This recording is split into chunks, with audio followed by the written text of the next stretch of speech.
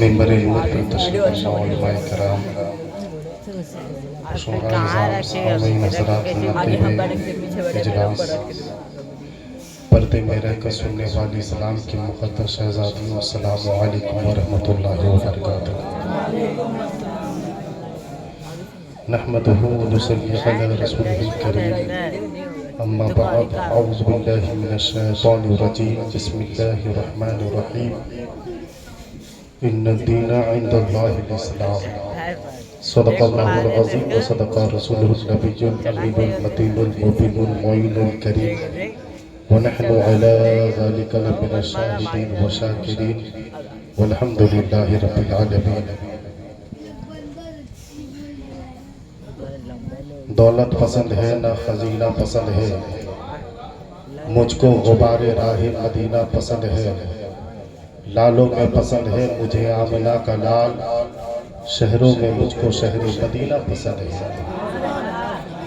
اور شہنشاہی ملک سخن شہر یار فکر و فن، محبوب و محب پنجتن آبروی اہل سنن، پیشوائی اہل سنت، اعلیٰ حضرت عظیم البرکت مجدد دین و ملت ارشاد فرماتے ہیں، اللہ کی سردہ قدم شان ہے یہ، انسان ہی انسان و انسان ہے یہ۔ قرآن تو ایمان بتاتا ہے انہیں، اور ایمان یہ کہتا ہے میری جان ہے۔ محترم سامعین کرام، مزید کچھ کہنے کی ضرورت نہیں ہے، آپ نے اعلان کے ذریعے سماعت کیا۔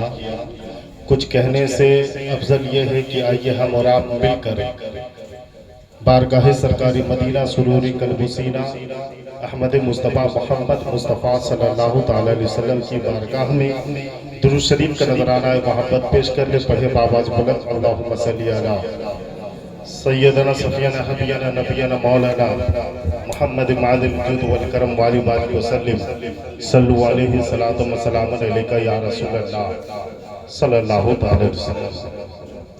حضرات، ابھی آپ نقیب اعظم ہندوستان حضرت ضمیر الدین زمزم صاحب سے بہت خوبصورت نظامت سماعت فرما رہے تھے، خوبصورت اشعار سے آپ کے مشام جاں کو معطر فرما رہے تھے۔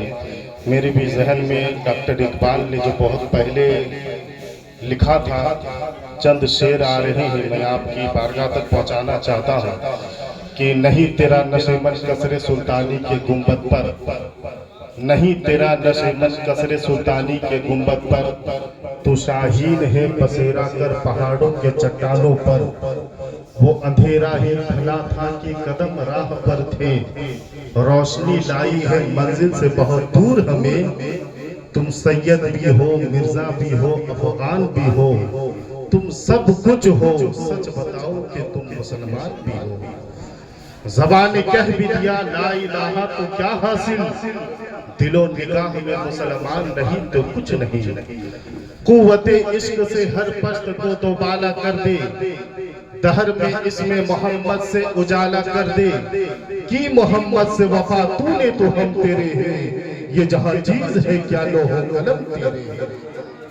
کی محمد سے وفا تو نے تو ہم تیرے ہیں، یہ جہاں چیز ہے کیا لوح و قلم تیرے ہیں۔ میرے دوستو بزرگوں، آج آپ اپنے سماج کا جائزہ لیں، آپ اپنے معاشرے کا جائزہ لیں، آپ اپنے گلی قصبے کا جائزہ لیں۔ ہر ایک کی فکر کو دیکھو، ہر ایک کے ذہن کو دیکھو، ہر ایک کے دل و دماغ کو دیکھو۔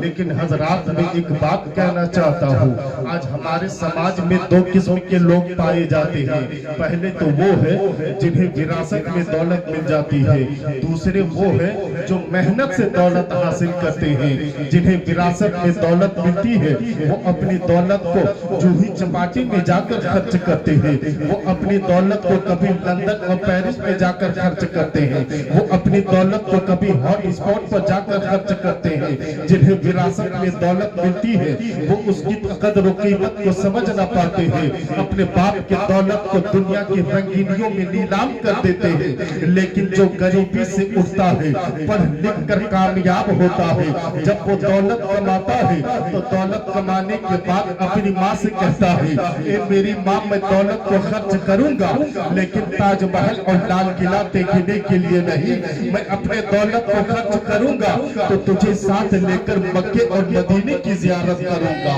रोज़ा रसूल की ज़ियारत करूंगा। लेकिन हजरात मैं कहना ये चाहता हूँ, आज हमारे बहुत किस्म के लोग पाए जाते हैं, ऐसे ही हमारे माशरे के जो नई नस्ल के लड़के और लड़कियां हैं, जिन्हें नई नस्ल के लड़कियां हैं जिन्हें इस्लाम विरासत में मिल गया है, बाप दादा मुसलमान थे मुसलमान हो गए, भाई मुसलमान थे मुसलमान हो गए, मुसलमान घराने में पैदा हुए मुसलमान हो गए, लेकिन इन्हें इस्लाम से कोई मतलब नहीं है, इन्हें इस्लाम से कोई ताल्लुक नहीं है। माज़अल्लाह अब तो ये अफसोस करते हैं कि हम मुसलमान घराने में पैदा हो गए हैं।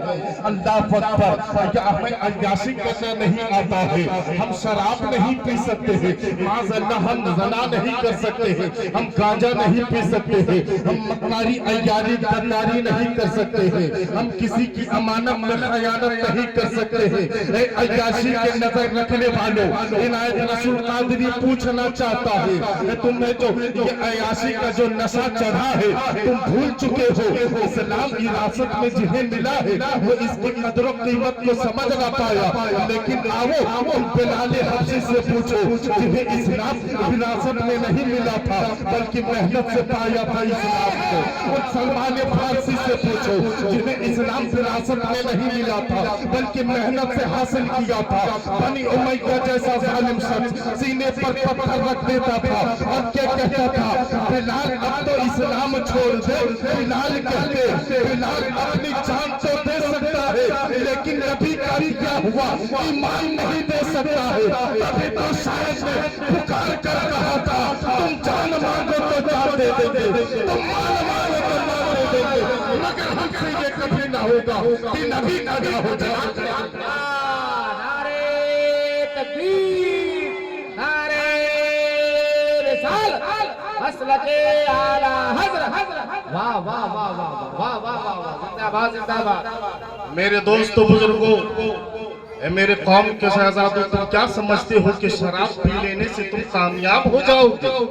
मक्कारी और गद्दारी और किसी दूसरे की बहू बेटी पर गंदी नजर डालने से तुम कामयाब हो जाओगे? मेरे कौम के शहजादियां, तुम क्या समझती हो यूं बाजारों में घूमने से तेरा सपना साकार हो जाएगा? मेरे दोस्तों बुजुर्गों, ऐसे न बनो कि दुनिया देख कर तुम्हें तमस्खुर करे, ऐसे बनो जब जमाने के लोग तुम्हें देखे तो देख कर दूर न जाए बल्कि करीब आ जाए, और करीब आने के बाद ये कहने पर मजबूर हो जाए, जब हिंदुस्तान का मुसलमान इतना अच्छा है तो इसका नबी कितना अच्छा होगा, इसका रसूल कितना अच्छा होगा। अभी तो शायद ने पुकार कर कहा था, खुदा को करे इतना बना कि हर तकदीर से पहले खुदा बंदे से पूछे, बता तेरी रजा क्या? बुजुर्गों, वक्त बहुत कम है, एक आखिरी बात बता के गुजर जाना चाहता हूँ। आज हमें अपने दामन में झांकना होगा, हमें अपने आप को देखना होगा। मेरे कौम के शहजादों, तुम्हें सुधरना होगा, तुम्हें संभलना होगा, तुम्हें संवरना होगा। आज हमें किसी पर अफसोस नहीं होता है, आज हमें पड़ोसी पर तरस नहीं आता है, आज हम दूसरे के दुख से दुखी नहीं होते हैं बल्कि दूसरे के सुख से ज्यादा दुखी होते हैं। मेरे कौम के शहजादे, तुम भूल चुके हो, अपने बुजुर्गों की सुन्नतों पर अमल करो। जब तुम अपने बुजुर्गों की सुन्नतों पर अमल करोगे, आज तुम्हारे खून को पानी से भी ज्यादा सस्ता समझा गया है। आज कौम मुस्लिम को जितना सताया जा रहा है इतना किसी को सताया नहीं जा रहा है। मेरे दोस्तों बुजुर्गों, लेकिन इन चीजों को دیکھ کر تمہیں گھبرانے کی ضرورت نہیں ہے. بس ایک کام کر لینا, تم اپنے سر پر غریب نواز کی محبت کا امامہ سجا لینا, اپنے سینے پر مسلک اعلیٰ حضرت کا محبت کا چراغ جلا کر مسجدوں کے جانب روانہ ہو جانا. جس دل تیرا سر خدا کی بارگاہ میں جھک جائے گا, جس دل تیرا سر اللہ کی بارگاہ میں خشوع و خضوع کے ساتھ جھک جائے گا, زمانے کی ساری طاقتیں تیرے قدموں کو چومتی ہوئی نظر آئے گی. تبھی تو ڈاکٹر اقبال نے کہا تھا کہ محمد سے وفا تو نے وہ ہم تیرے ہیں, یہ جہاں جیت ہے کیا لوح و قلم تیرے. لیکن میرے دوستو بزرگوں, اسلام نے جو ہمیں سب سے پہلا پیغام دیا تھا اپنے ماننے والے کو, اسلام کے دامن میں آنے والے, چاہے مرد ہو یا عورت ہو, چاہے بچہ ہو یا بوڑھا ہو, چاہے جوان ہو, اسلام کے دامن سے وابستہ ہونے والے کو یہ پیغام دیا اسلام نے, طلب العلم فریضۃ علی کل مسلمین, ہر مرد اور عورت کو علم حاصل کرنا فرض ہے. تمہیں پڑھنا ہی پڑے گا, تمہیں علم حاصل کرنا پڑے گا. آج یہاں سے پیغام لو اس جلسے سے, اور اس پیغام کو اپنے تختی دل پر محفوظ کر لو. اسلام تعلیم کا مقصد کیا ہے؟ تو تعلیم کا مقصد یہ ہے کہ انسان کو باوقار بنایا جائے, بچیوں کو نیک بنایا جائے, اولاد کو وفادار بنایا جائے, انسان کے ذہن سے جہالت کے اندھیرے کو ہمیشہ کے لیے مٹا دیا جائے. اچھا کیا ہے, برا کیا ہے, یہ شعور پیدا ہو جائے. اب اگر کوئی کہنے والا یہ کہہ دے کہ اب اگر کوئی تعلیم یافتہ شراب پینے لگے تو اس میں اسلام کا کیا قصور ہے. اب اگر کوئی تعلیم یافتہ کسی کی امانت میں خیانت کرنے لگے تو اس میں تعلیم کا کیا قصور ہے. اب اگر کوئی تعلیم یافتہ کسی کی بہو بیٹی پر بری نظر ڈالنے لگے تو اس میں اسلام کا کیا قصور ہے.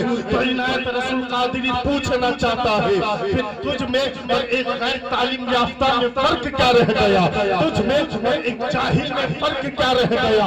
اسلام تعلیم کا پیغام دے رہا ہے, اسلام امن کا پیغام دے رہا ہے.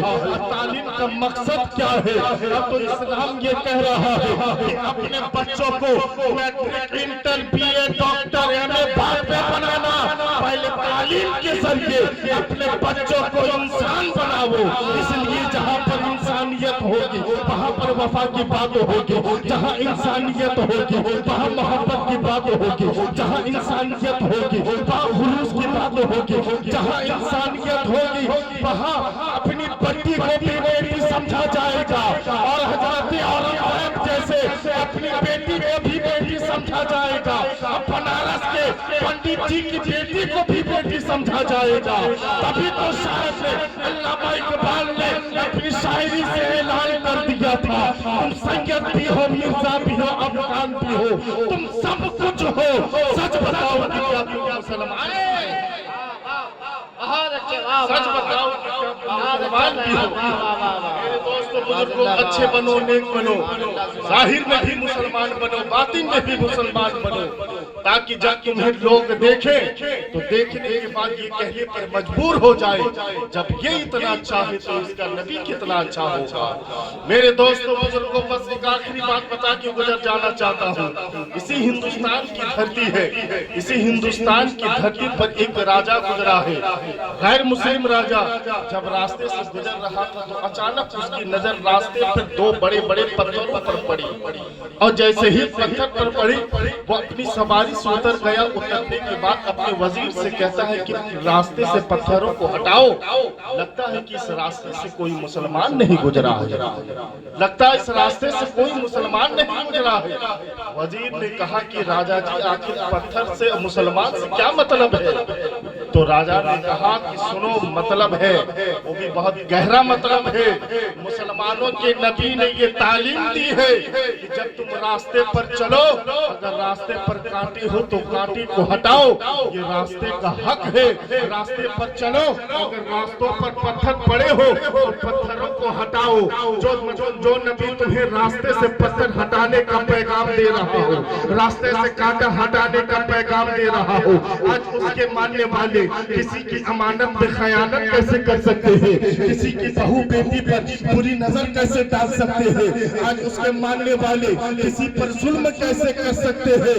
آج کے اس جلسے سے یہ پیغام لو، تمہیں مسلمان بھی بن کے رہنا ہے، نبی کے کردار والا مسلمان بن کے رہنا ہے، نبی کے کریکٹر والا مسلمان بن کے رہنا ہے۔ تبھی تو صاحب نے کہا تھا خودی کو اتنا بنا کہ ہر تقدیر سے پہلے خدا خود بندے سے پوچھے بتا تیری رضا کیا ہے؟